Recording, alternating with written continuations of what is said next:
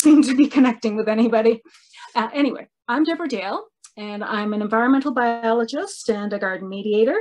I've worked with native plants for about 30 years. I have been drawn into many battles with the city and homeowners as I try to encourage more widespread use of native plants in Ontario gardens.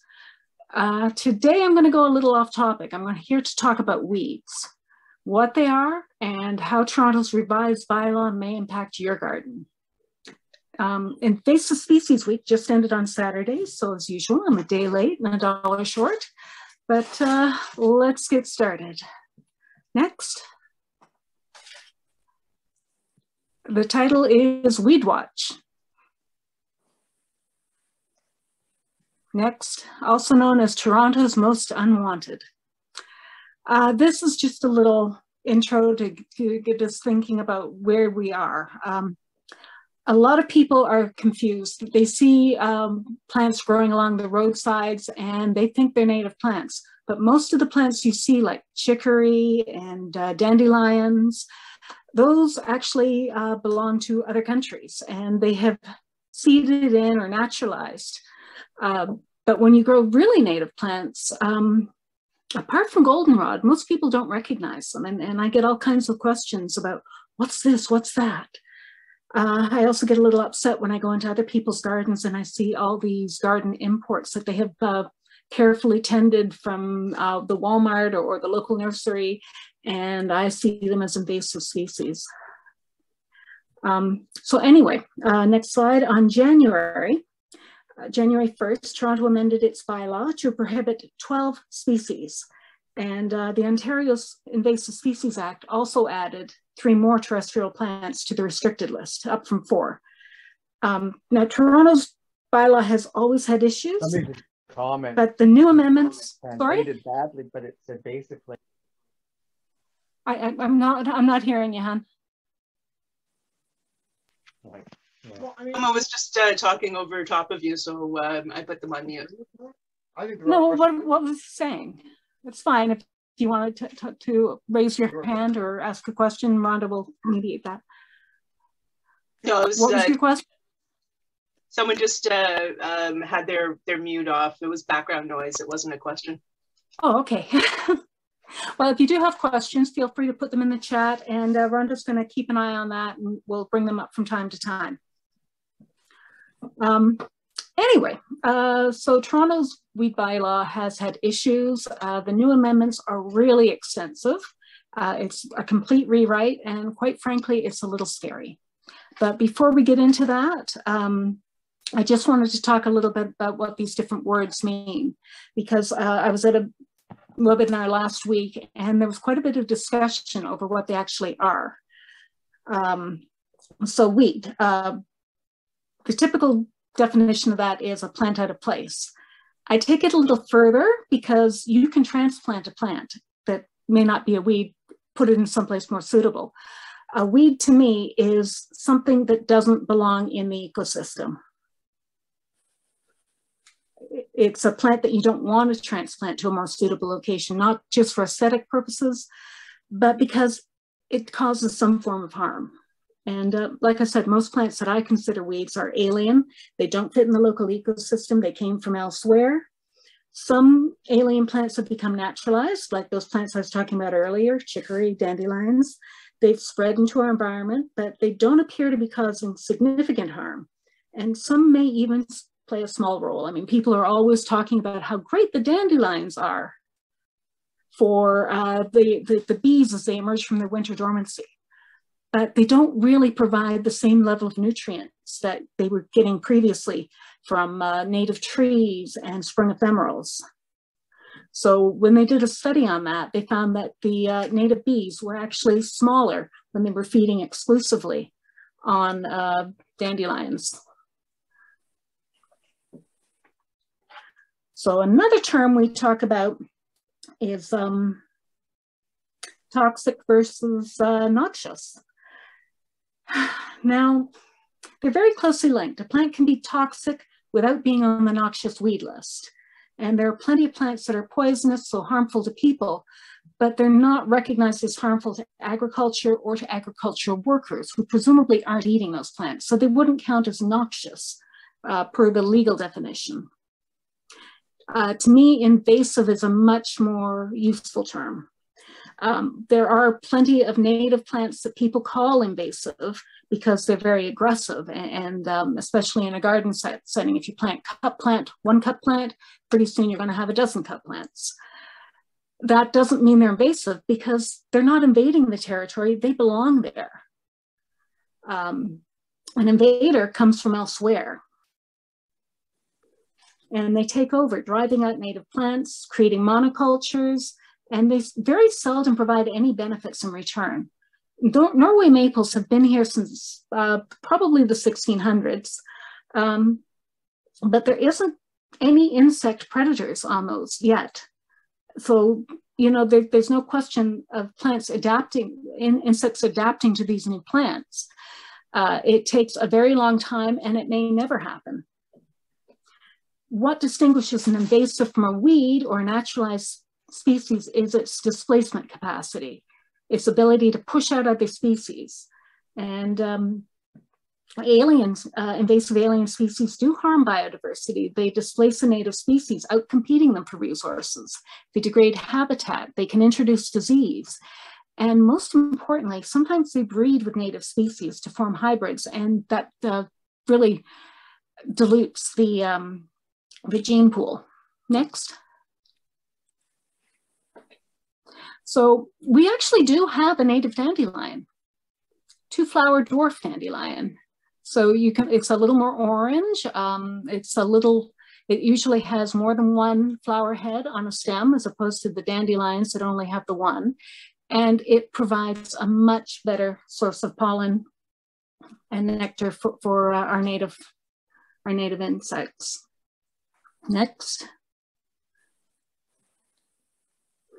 So here's the legal definition of noxious, at least in Ontario. And you can see that the emphasis is on agriculture and livestock and the workers. It has nothing to do with the environment. Next. So these are the 25 species that are actually regulated under the noxious, under the Ontario Weed Act. The ones highlighted in red are the ones that Toronto has chosen to include in their new bylaw. So dog strangling vine, Canada thistle, pale dog strangling vine as opposed to black dog strangling vine, European buckthorn, which is basically common buckthorn, giant hogweed, poison ivy, and ragweed. Those last two are actually native species, so I kind of not thrilled with them being on the noxious list. Next. Invasive is a different category. The National Invasive Species Council came up with a pretty good definition. It's non-native to the ecosystem under consideration, and the introduction is likely to cause economic or environmental harm or harm to human health. So it's covering all the bases there. And it brings up a very good point. Invasions go both ways. We have things like the European buckthorn coming here, but they have things like goldenrod going there. And goldenrod and red osier dogwood and ragweed have become noxious or invasive plants in Europe, Australia, Africa, Asia. They've been getting around. So just keep your plants where they belong. Next.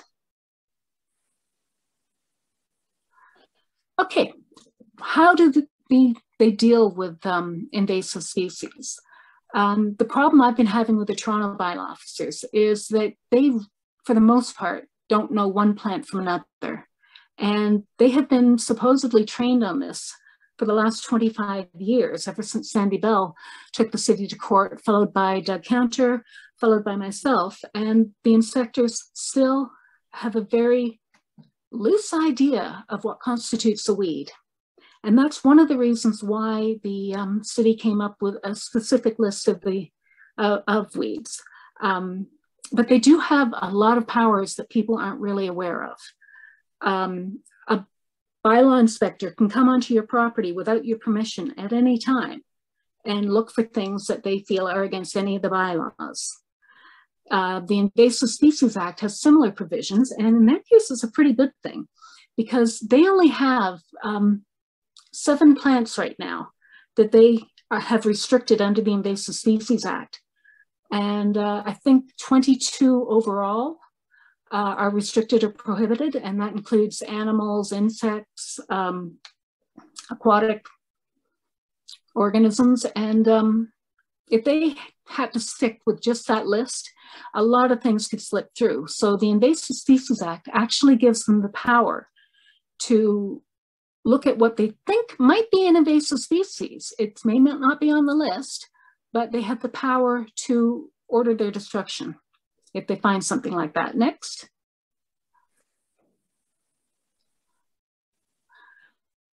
And just to let you know how serious the problem is, it is the most invasive, most significant threat to biodiversity in the world, second only to that of habitat loss. So if you think I'm being a little overboard talking about weeds, don't. It's a multi-billion-dollar a year loss to our economy, and that's just in Canada. Next.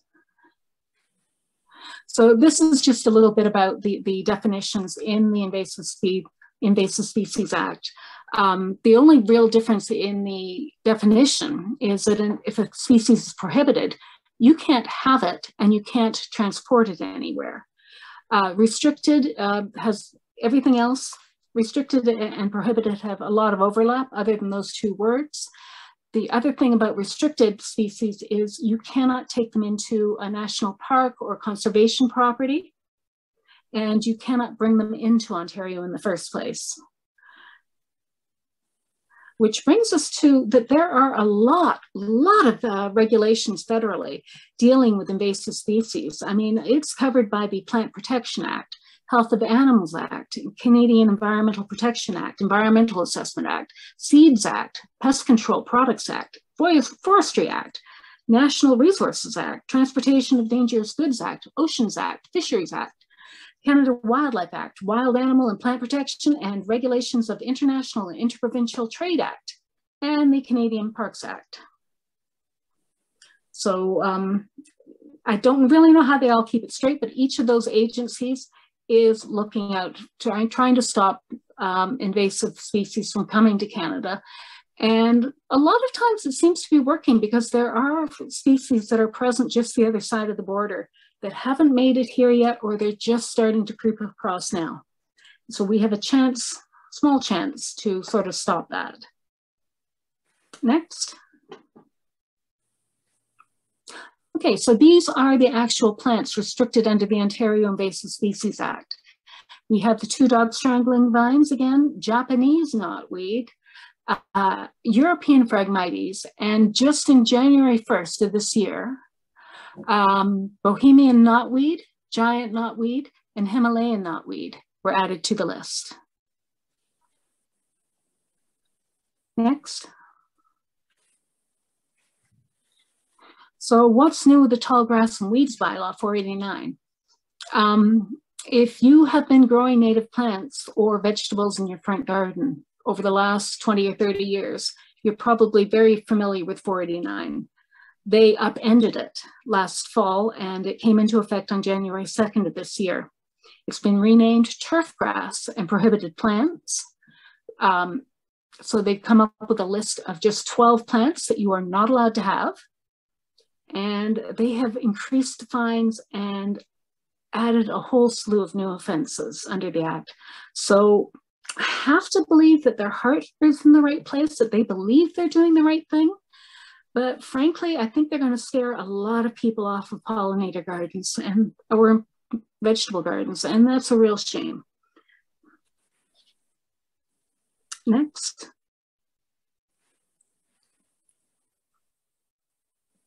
So the Dirty Dozen. Back. Okay, we'll stick on that then. These are the 12 plants that Toronto has chosen in their wisdom to prohibit us from having in our gardens. I don't have a lot of problem with most of these. Purple loosestrife was prohibited 20 years ago. It's actually the only one officially named as a local weed under the Ontario Weed Act for the City of Toronto. The others are quite pervasive and or problematic. Giant hogweed is kind of a nasty plant, but it really doesn't go far enough. And a lot of these plants actually have native counterparts, and it can be very difficult for somebody who's not really well trained, like a bylaw inspector, to come in and differentiate between the native, the good, the bad, and the ugly. Next. Okay, so the first is Canada thistle. It came in from Europe and Asia sometime in the 1700s as a seed crop contaminant.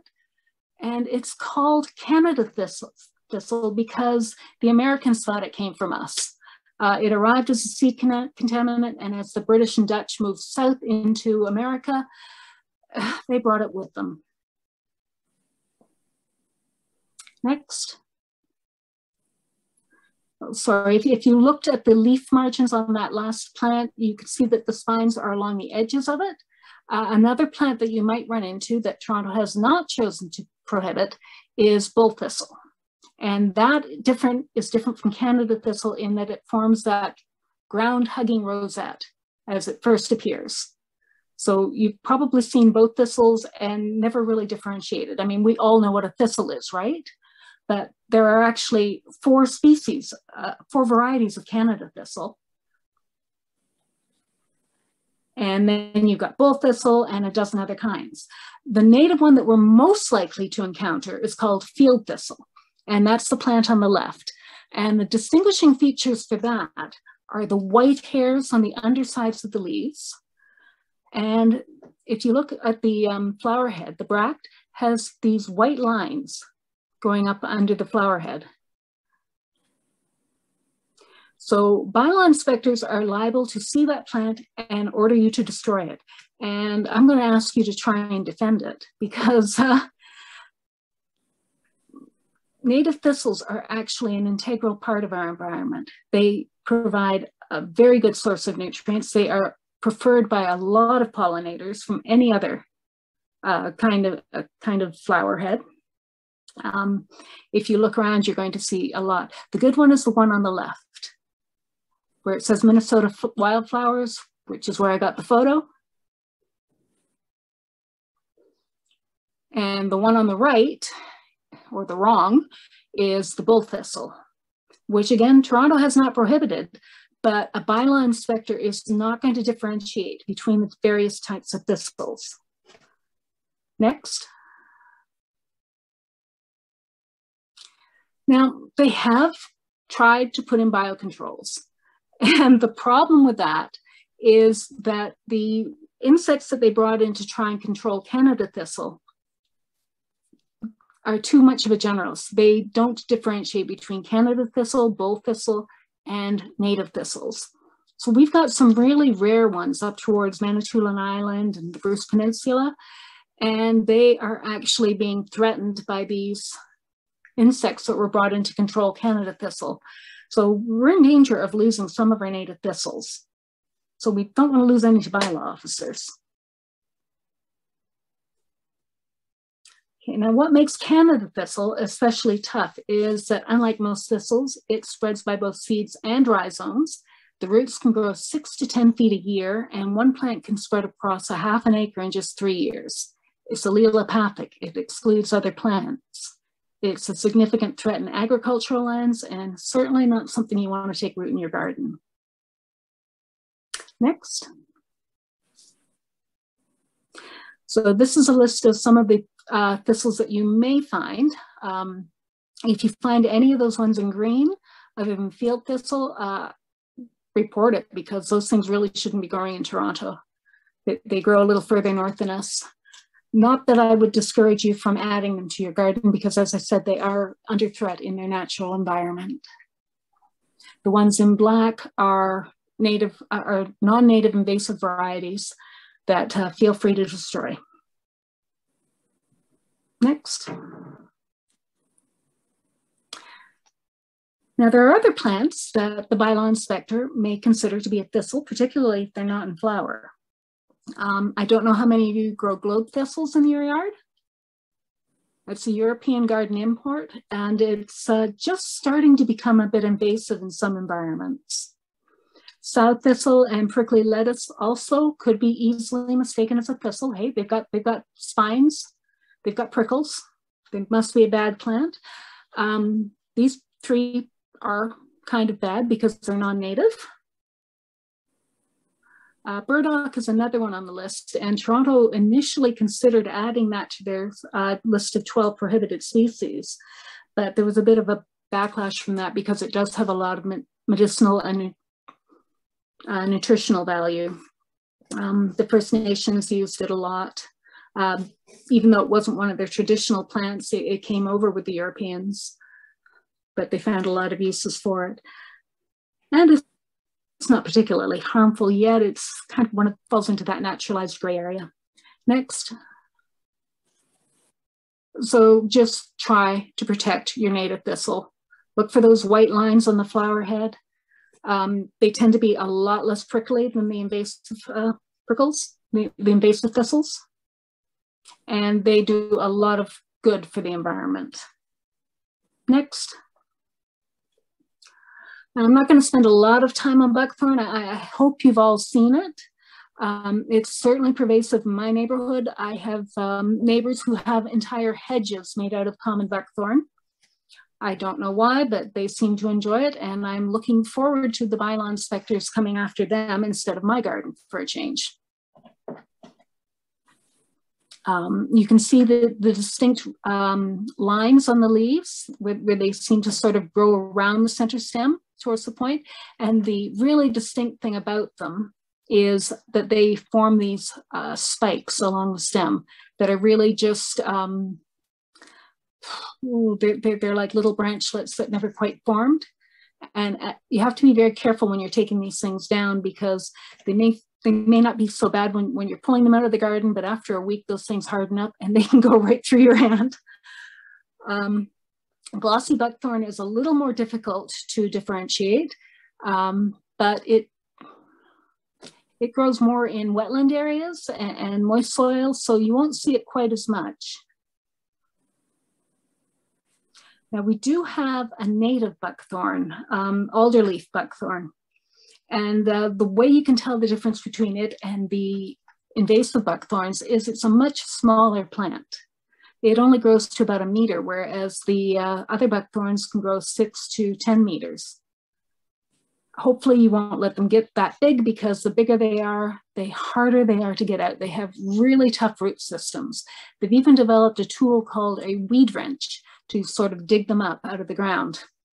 If you get one, if you find one and it's too big for you to dig out, I'd recommend either girdling it or if you do cut it off, try putting, if you can't get permission to use a herbicide on it, try putting a tin can over the cut stump to exclude light and moisture. And that should help stop it from resprouting. You'll have to leave it on for a couple of years though. Okay, they've tried looking at biocontrols, but they haven't found anything that has the host specificity that they're looking for. The ones they've tried have either been generalists that eat a lot of different plants, including natives, or if they're specific to buckthorn, they also eat our native buckthorn. So we're left with mechanical and chemical controls. Next.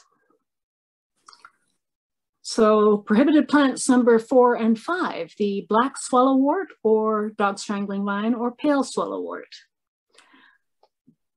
For some reason, the black ones are more prevalent in the United States, and around Toronto we see more of the pale ones, but you can find both. They are really prolific climbers. That is one that has been growing up somebody's fence for the last 3 years, and that is an 8-foot fence. How do we make a bigger impact as, Rhonda, what was that comment? Sorry, the comment in the chat? Yeah, I'm just getting the boxes flashing up at me. Okay, I can't see we'll come back to them afterwards. I'll stop you if there's anything that needs to be answered right now, but we'll come back. Okay. Well, hopefully you guys all know what dog strangling vine looks like. When it turned up in my sister's neighborhood 15 years ago, she didn't have a clue what it was and wanted to just let it grow and let's see what it is. And it's understandable because it was originally brought in as a horticultural plant. People wanted these things in their gardens. They were unusual, especially, and if you've ever seen one growing at the edge of a forest where it's getting just the right light and nutrients, they can be really lush looking plants until they go to seed and then they look awful. But they're horrible too because it's very similar to a native plant called honey vine, which is on the next slide. Now that is a native dog strangling vine. It's called honey vine or blue vine milkweed. And that grows a lot in places like New Jersey where they don't have a lot of the common milkweed. And what they found is that monarch butterflies, if they can't find something like a honey vine or one of the other milkweeds, they will lay their eggs on a dog strangling vine. And unfortunately, dog strangling vines exclude poisonous alkaloids in its roots and leaves, and it kind of kills off the monarch butterfly larvae. So they'll lay their eggs there, they'll fly away thinking they've done their duty to pass on the next generation, and the caterpillar dies. Oddly enough, swallowwort is really rare in its native range. It goes on cliffs and slopes and rocky outcrops. Here it's flourishing just about everywhere, from fields to forest edges. And it's really a serious threat to the globally rare Alvar ecosystem. If you've ever been up to the Cardin Alvar, you're probably going to start seeing a lot more swallowwort there because it kind of mimics its native habitat. Now these vines spread by both seeds and rhizomes, and each seed can have up to 4 embryos. So you can have like 2,000 seeds per square meter if you've got a really good infestation going on. And the darn things can resprout from root fragments. So they are really hard to get rid of once you've got it. And you can blame the Harvard Botanical Garden for bringing that over. Next. It's also very good at hiding. That's a hedge a few blocks from here, and it's a Chinese privet hedge, which is in itself invasive. And until you get close and until they start sprouting up above the top of the hedge, you really don't see the darn dog strangling vine. So when they're just starting to show up in your garden, you may not even notice them. They grow in amongst your trees and shrubs until you have a lot of them. So try and keep an eye out for them if you're living in an area that luckily doesn't have many of them yet. Next. So the next plant, garlic mustard. We've all seen it. It's also allelopathic, meaning its roots produce chemicals like glucosinates, sinigrin, and cyanide. And yet I'm also told that it's a very tasty pesto, very high in vitamin A and C. So if you can't, since we can't find insects to eat it, maybe you might want to give it a try. Now, garlic mustard seeds spread really easily. If you've ever seen the seed heads dry out at the end of the season, they get everywhere. They'll hook onto your clothes. You walk through them and they'll be coming off on your shoes for miles around. Each plant can produce up to 150 seed pods with 22 seeds per pod, so you can have 105,000 seeds per square meter. Next.